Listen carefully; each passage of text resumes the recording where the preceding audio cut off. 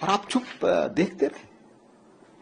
उसके अलावा मैं आपको और एक जानकारी देना चाहता हूं। ये एक लेख है ब्रह्मचलानी का। ब्रह्मचलानी सबसे इफेक्टिव ढंग से लिखने वाले हमारे खास तौर से डिफेंस वगैरह के मामले में है।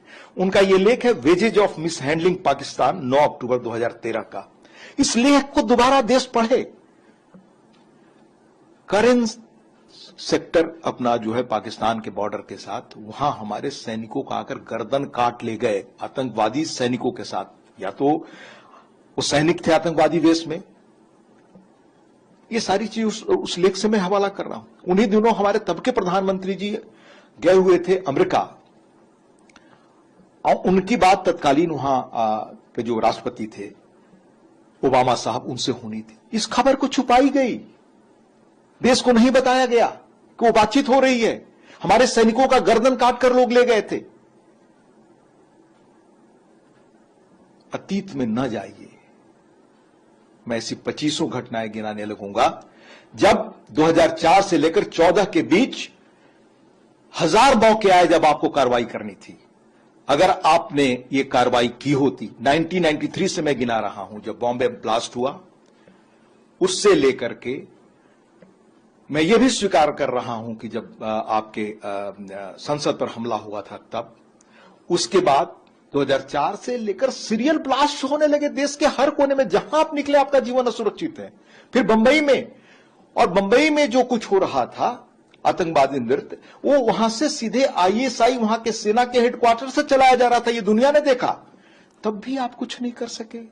और लिखा हुआ है शिवशंकर मेनन साहब की किताब का, मैं दस्तावेज बता रहा हूं कि हमें उस देश ने इजाजत नहीं दी। आपको ये पूछने का नैतिक हक है? हम उसके पीछे पलट कर जाएं। मैं फक्र करता हूं कि हमारे देश की प्रधानमंत्री इंदिरा जी भी रही हैं, पंडित जी भी रहे हैं। मैं अतीत में पीछे की ओर नहीं जाना चाहता, पर यह सवाल आप उठा रहे हैं तो आपको जानना चाहिए। जब चीन का युद्ध हुआ तो पंडित जी के ही परिवार के हाई कमिश्नर थे बीके नेहरू साहब आपके अमेरिका में। जिस बेचैनी से जॉन गैल्ब्रिथ यहां पर राजदूत थे, और तब अमेरिका के जो राष्ट्रपति थे कैनेडी साहब, रोज हर घंटे बयान बदलने वाले लोगों में नहीं थे। जिस तरह का पंडित जी ने पत्र उनको लिखा, जिस असहायता का, जिस अपने हालात का, अपनी बेचैनी का वर्णन करते हुए बीके नेहरू को पत्र देने में संशय था कि मैं ये पत्र पहुंचाऊं कि न पहुंचाऊं कैनेडी के पास। और मेजर दलवई की किताब है चाइना वॉर पे, देश को पढ़ना चाहिए। वो आर्मी में अधिकारी थे। हंडरसन और मेहता की रिपोर्ट है जो भारत सरकार ने चीन के हाथ में बनाई थी। उस रिपोर्ट को दबा दिया गया, बाहर आने नहीं दिया गया। ये किसने किया? और मैं इंदिरा जी को बहादुर प्रधानमंत्रियों में से मानता हूं, पर देश ये भूल रहा है कि इंदिरा जी तुरंत चाहती थी कार्रवाई हो बांग्लादेश के खिलाफ।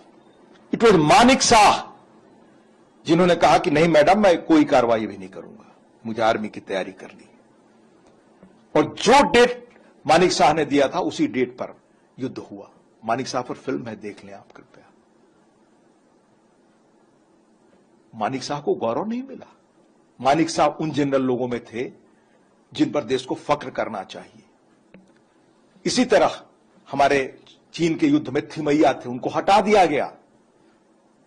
और कौन लोग बैठाए गए कॉल, और क्या क्या हुआ आर्मी में, और क्या आर्मी किस तरह से भ्रष्टाचार का केंद्र बन गई।